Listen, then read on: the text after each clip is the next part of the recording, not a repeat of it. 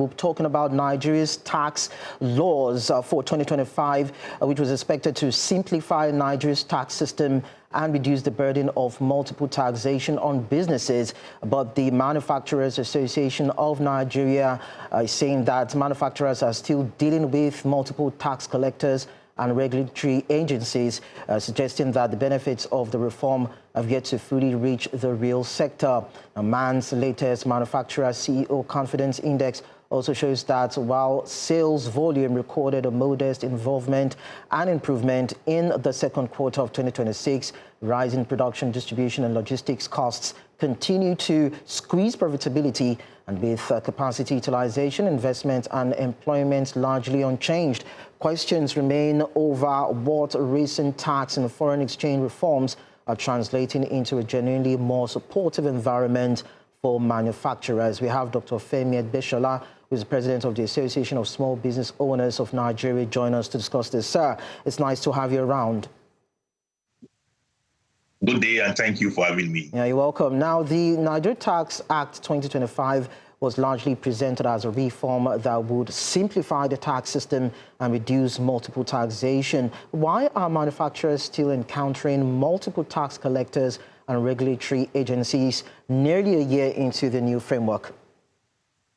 Yes, I would like to still say that the new tax reform is one of the best things that has happened to the business environment here in Nigeria.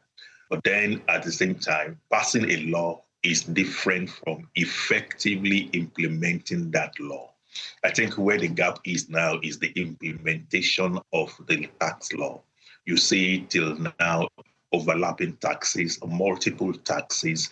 You see regulatory bodies who are supposed to regulate and now becoming revenue-generating bodies, passing a bulk of burden, financial burden, on not just manufacturers, but also the business environment, which includes the SMEs. You see the subnationals and the local government also coming in with different form of levies, fees, and taxes. So many of them that will become confused. And what's the effect? If businesses have so much burden, it begins to stunt, it begins to die. And when it dies, employment leaves the system. Economic activities become stunted. That's the problem. And that's why it is time for us to begin to shout and say, government must begin to look at this tax thing holistically. You cannot just measure it by passing the law. It must be measured by the impact it is having on businesses. Are businesses growing more?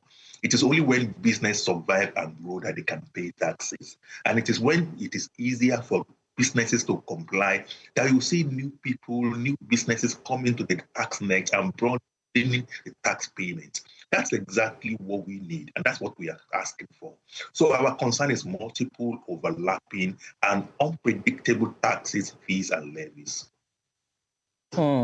Now, does this actually point to a problem with the tax law itself, or is it the bigger problem about how the law is being implemented by the federal, state, and local authorities? Okay, it's about implementation. It's about how it is being implemented. So we are saying one thing that government needs to do is to bring in technology.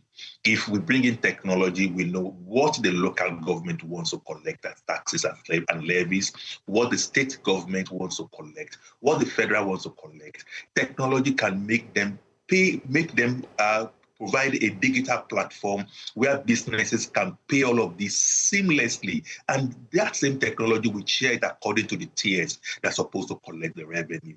At that point, it will be easier for businesses to know the exact taxes they need to pay to federal, state, and local government. They will need to know where to pay it to. They will need to know how much they are supposed to pay and how they need to pay it. This information is very, very critical, and it's important for us to be able to grow. Remember that it's not just taxes that is giving us so much burden at this time, and it's actually reducing the growth of businesses in the country. We have multiple of them, access to finances there, energy costs is there, logistics and transportation costs is there, limited access to FX is there, and on and on. One good thing that can happen to us if the tax becomes easier to comply. And when it is easier, ordinarily you see informal businesses becoming formal because they will move to formality. But when it is not right, even the formal business end up going back to informality because they want to dodge the tax payments. They want to dodge compliance, and that should not be the case. We must have a tax that must make everybody happy. And so government should not be talking about how much revenue have we made through taxation. Right? Our government should be talking about how many businesses are we able to grow more because tax is providing a better, easier doing of business environment that can engender economic activities. Now, you talk of ease of doing business. Let's even look at it from the manufacturer's perspective, who are actually bearing the brunt of these tax laws. What does multiple taxation actually mean or do for them in practical terms, in terms of the cost of producing goods and keeping a factory operational in this kind of economy? So when we have multiple taxation, it eats directly into your profitability. At the moment, our profitability has been reduced to a thin line because of other factors that we have mentioned earlier. So when you now have to pay arbitrarily, you now pay into your profit. And of course, because the purchasing power of the consumers are also low, it means you have to bear the brunt. You can't pass it to the consumers. When this happens, productivity reduces. Yes, you can produce more, but then those who will be buying it may not be able to buy as much as you are producing because of the cost. Again, too, remember that we are now in a global world where you must be competitive. When taxes are high, it reduces your competitiveness. You cannot sell your product cheap and compete everywhere in the world. And that should be our focus. When all of this happen, one of the causative effect is that you will have to lose some workers because you can't keep your workers. And that means that instead of increasing employment, we are now increasing unemployment. It also means that if the organization of businesses are not doing well, they will not also be able to pay the right taxes and revenue at the same time. Government should be focused on receiving revenue. But then if the environment is not right, the businesses that are expected to pay revenue will not be able to pay. And that's why we keep saying that don't overburden the already compliant businesses. Make it easy for them so that others can also come in. Because when you overburden them, you are actually killing them. And that should not be the case. The cost of living should not be more expensive than the cost of dying in doing business. But in today's world, it is becoming the other way around.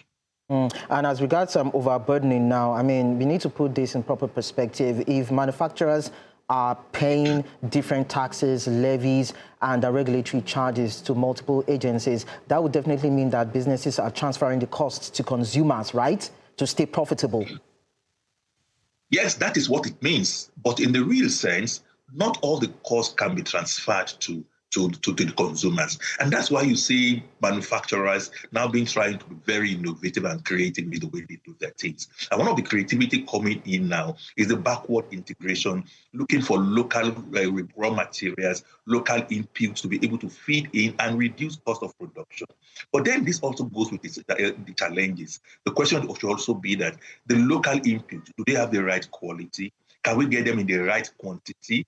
Are the prices okay? Is it sustainable and reliable? These are some of the issues that we need to be talking about. Because when all of this is not put into perspective, our product becomes more expensive. And like I mentioned the other time, it becomes uncompetitive. We need to be able to stop import. And the only way we can stop import is if the locally made products are competitive.